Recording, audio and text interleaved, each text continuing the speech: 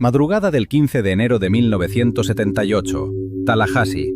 Una casa llena de sueños en pausa, camas ordenadas, fotos con sonrisas en los corchos. El campus duerme. Alguien no. El silencio es un cristal a punto de vibrar. Kathy, 20 años, estudiante aplicada, comparte cuarto, comparte planes, comparte la certeza de que el futuro tiene su nombre. Nadie imagina que el reloj de la casa está por reescribirse. En la habitación de Kathy, la noche aprende otra gramática, madera que se queja, pasos que conocen la sombra. El peligro entra sin anunciarse, no trae música, trae método. Lo indecible ocurre en segundos. Kathy no lo recuerda con palabras, lo recuerda con luz y con silencio. Sobrevive con la mandíbula rota, el cuerpo marcado, el mundo partido en dos. Kathy recordará un destello, un par de faros que irrumpen la escena. Esa luz, ínfima pero exacta, desvía al atacante, lo hace retroceder. A veces la vida cabe en un segundo y en un ángulo de luz. Esa madrugada, la casa es un mapa del daño. 2 compañeras muertas, otra estudiante atacada más tarde. El intruso, huido semanas antes de una cárcel en Colorado, tiene nombre, pero aún no aquí, aún no ahora. La ciudad despierta sin saberlo. Ted Bundy ha cruzado su umbral. Kathy no pronuncia discursos heroicos, mueve un dedo, luego el otro. Piensa en su madre, en la casa, en el examen. El primer milagro es simple, sigue aquí. Mucho antes de Tallahassee ya había peleado. Lupus en la infancia, cáncer de mama más tarde. Su biografía no se escribe con un solo monstruo, ni con un solo cuarto oscuro. Se escribe con regresos. El país vuelve a mirar la violencia con fascinación peligrosa. El encanto, las entrevistas, el aislamiento, la maquinaria mediática fabrica un villano a medida. Kathy mira lo justo, aprende lo necesario, no dejar que la historia gire alrededor de él. Sanar es un oficio lento, volver a masticar, volver a reír, volver a hablar sin que el dolor interfiera la oración. Cuando su voz reaparece, no es para contar morbo, es para contarse viva.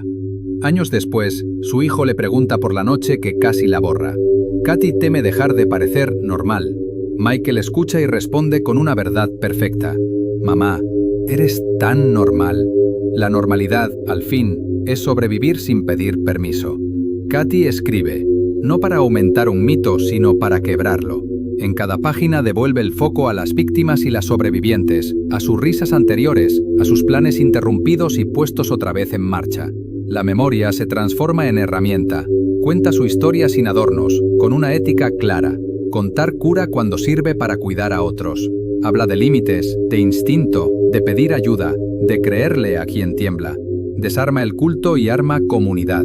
El espectáculo siempre quiso ponerle foco al depredador. Kathy mueve el reflector. La historia no es suya. Es de quienes siguieron, de quienes quedaron, de quienes no pudieron, de las que hoy se atreven a hablar. Mi lema, dice, era seguir en la carrera. Con el tiempo aprendí a caminar muy rápido. No es metáfora, es fisiología, es voluntad. Es una promesa hecha a la niña con lupus, a la joven del hospital, a la mujer que sostuvo la mirada frente a un país curioso. Los lugares cambian de piel, no de memoria. Esta habitación no es un altar del horror, es una página que alguien reescribió con valentía.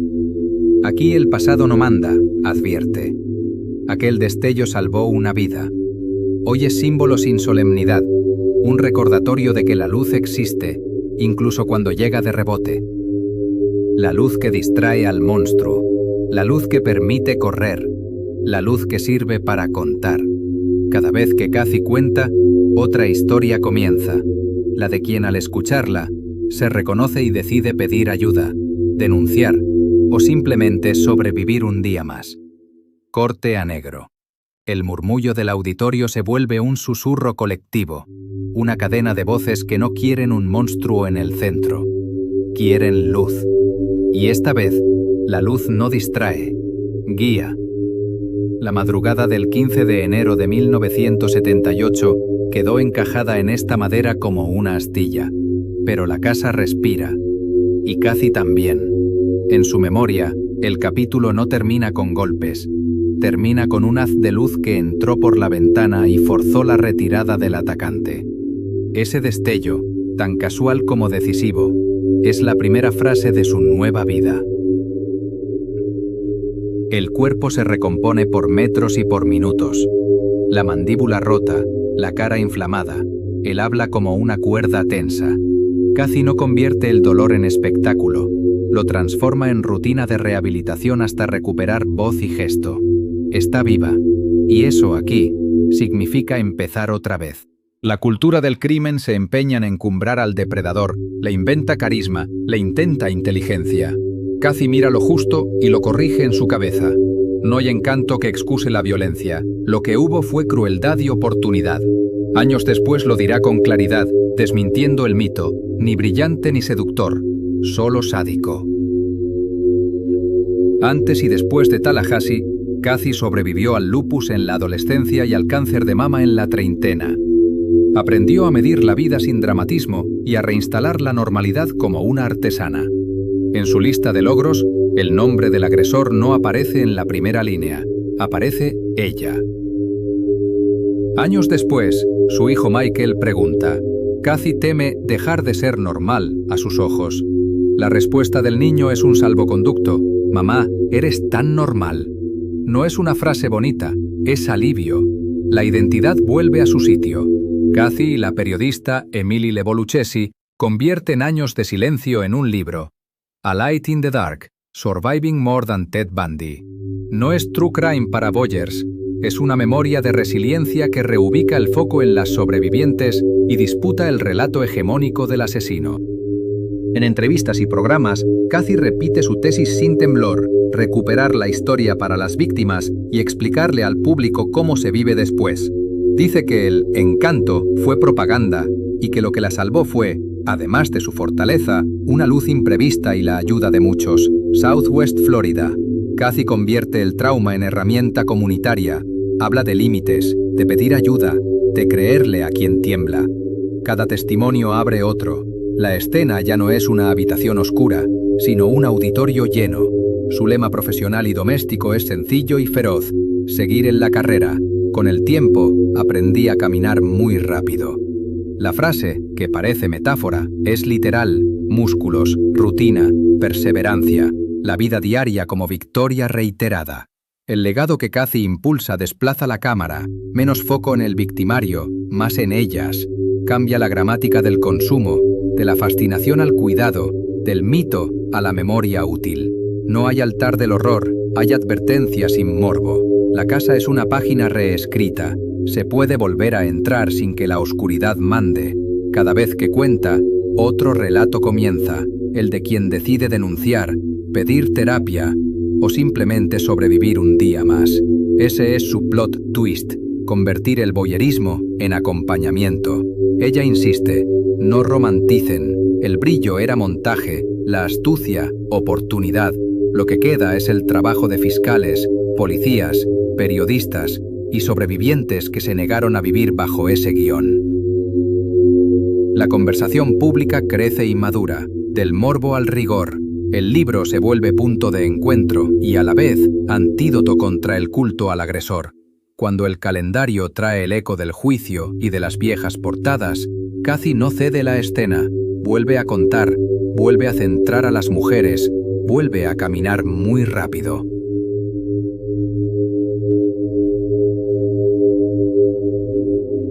Aquel destello externo salvó una vida. Hoy, la luz nace adentro, no distrae al monstruo, lo desarma. Contar no reabre la herida, la limpia y a veces por fin la cierra. 1979. Florida convierte la justicia en escenario nacional. Por primera vez, un juicio por asesinato entra a millones de casas en tiempo real. El país mira para afuera, Kathy para adentro. Inhales deeply, respira, repite su nombre, se acomoda la blusa. No es espectáculo, es memoria. La sala huele a barniz y a nervio, bancos de madera, micrófonos con esponjas grises, una bandera quieta. La acusación tiene papeles, la defensa una rareza. El acusado quiere representarse a sí mismo. El espejo del que siempre huyó ahora lo espera. Kathy no trae discursos, trae hechos. Levanta la mano, promete decir la verdad. La voz sale como un hilo firme, no narra morbo, narra lo que sí recuerda. la puerta, el crujido, el impacto, el destello. Cada palabra recompone el cuarto aquella madrugada. El hombre de traje, corbata ajustada, papeles que acomoda con cuidado estudiado, un gesto que ensaya normalidad. La ley es un idioma lento. Exhibe pruebas, recorta horas, arma cronologías. Al otro lado de la pantalla los hogares consumen fragmentos. Aquí adentro, la realidad pesa el triple. La cámara captura una lágrima en una mejilla. No es de miedo, es de cansancio. Montaje, sobrevivientes, forenses, policías, vecinos. Testimonios con el mismo centro y distintos bordes. El juicio ocurre en Miami, pero el pulso late en Tallahassee. La casa vive otra rutina, el recuerdo, otra temperatura. Kathy piensa en sus compañeras, en las que siguieron y en las que no, y ajusta el timbre de su voz en el estrado para honrarlas. La cobertura aprende a golpes, menos folclore, más contexto. Fechas escritas con cuidado, nombres completos de víctimas, horarios que no buscan rating sino sentido. A veces el periodismo también madura al aire. Bares con televisores, susurros en oficinas, discusiones en la mesa. La figura del acusado divide, por morbo, por ignorancia, por la novedad de las cámaras. El fallo llega como un golpe de mar, firme, inevitable, frío. El país apunta la fecha, Kathy apunta una sensación, el peso en el esternón que por fin baja 1 milímetro. La justicia no es venganza, es orden. La sentencia queda fijada, pero la vida no espera. Hay cuentas, hay citas médicas, hay cumpleaños. La normalidad que parecía frágil se vuelve una hazaña cotidiana. Estudiar, trabajar, amar, ser amable con la propia memoria. No era brillante, ni seductor, era cruel. La frase atraviesa salas de conferencia, podcasts, entrevistas. Cada vez que la repite, un ladrillo del mito se afloja. El monstruo se encoge a su tamaño real. Violencia y cálculo, no magnetismo. Escribir no es revivir, es ordenar. Junto a la periodista Emily Lebo Lucchesi, Kathy arma una memoria sin trucos. La primera persona es un territorio nuevo y al mismo tiempo el más seguro. La voz ya no la presta. Cuando Kathy cuenta, se encienden otras luces. Historias que salen del secreto, dudas que encuentran guía, jóvenes que aprenden a pedir ayuda. El caso judicial ya es pasado, el legado recién empieza. El país cierra un expediente con un acto final que no necesita imágenes aquí. Kathy no celebra, respira. Lo que a ella le importa no es cómo termina él, sino cómo sigue ella y las demás. Dentro hay una carta. Te escuché y por primera vez dormí sin miedo. Kathy levanta la vista. En la puerta otra joven duda si entrar. La cámara la sigue hasta el umbral y se detiene. Cuando una voz abre una puerta, otras dos aparecen. La próxima en cruzar aún está decidiendo. A finales de 1979 el juicio cerró una puerta legal. 24 de enero de 1989 el país clausuró un capítulo público. Pero la vida de las sobrevivientes no se rige por titulares, se mide en desayunos, en consultas médicas, en el pulso que vuelve a latir sin sobresaltos. Aquí empieza otro relato, el de lo que se reconstruye. Para Kathy Kleiner-Rubin, el hogar no es un muro contra el pasado, sino una coreografía de actos pequeños. Regar una planta, elegir una taza, encender la luz por gusto y no por miedo. La normalidad deja de ser frágil y se vuelve una decisión entrenada. En los años 90 y 2000, las batallas de salud, el lupus de niña, el cáncer de mama en la adultez, encuentran su propio arco de resolución. La identidad de Kathy se ordena sin pleitesía. Madre, esposa, trabajadora, sobreviviente. El nombre del agresor ocupa, por fin, el espacio exacto. Una nota al pie, no el título. Sus charlas no son espectáculo, son manuales de lo cotidiano. Pedir ayuda a tiempo, leer señales, confiar en el instinto, acompañar sin morbo, denunciar sin culpa. Los auditorios aprenden que la prevención no se declama, se practica. El ecosistema mediático también madura. Quien cuenta estas historias hoy entiende que la cámara puede ser remedio o veneno. Fechas con palabras, nombres completos de las mujeres, contexto histórico sin artificio. La consigna es clara: nunca repetir el mito del encanto. Los expedientes dejan de ser fetiches y se vuelven memoria cívica. Investigadores, periodistas y docentes usan los documentos para enseñar cómo se combinan justicia, salud mental, comunidad y prensa. La historia, por fin, sirve a los vivos. Contar me cura, dice Kathy, y a menudo, al terminar, otra persona dice, escucharte me movió. Las biografías se tocan como notas de una misma melodía. Cada testimonio enciende otro. Lo que antes se archivaba en susurros, hoy se coloca en carteles, teléfonos de apoyo, rutas seguras, lenguaje de trauma informado. El contraste enseña. La cultura cambia cuando las víctimas y sobrevivientes dictan el guión. Los lugares no olvidan, pero aprenden a recordar sin rendirse. La casa es un capítulo que avisa sin exhibir. En la memoria del campus, las compañeras tienen nombre, historia, planes. El agresor, un borde. La balanza narrativa al fin se corrige. Aquel niño que un día dijo, «Mamá, eres tan normal», ahora entiende todo el trayecto. La normalidad no fue un acto reflejo, fue una obra larga. Y en esa obra, la familia, elegida o de sangre, sostuvo la escenografía invisible. El vocabulario también cambia.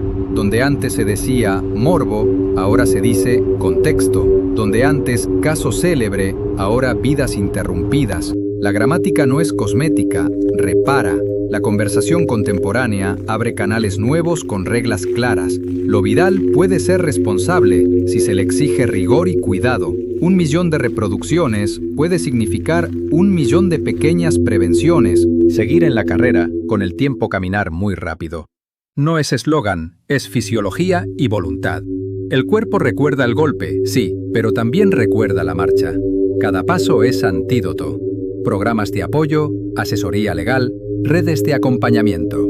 La justicia no solo ocurre en un tribunal, ocurre en cómo se llega, con quién se entra, a quién se escucha. El legado de estas historias es institucional y humano. Nombrar sin prudencia es repetir violencia.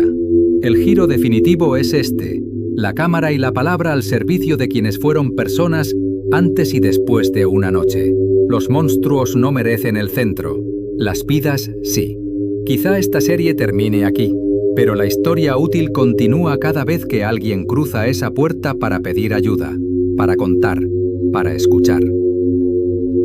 Un último susurro: la luz no borra la noche, la enseña a pasar.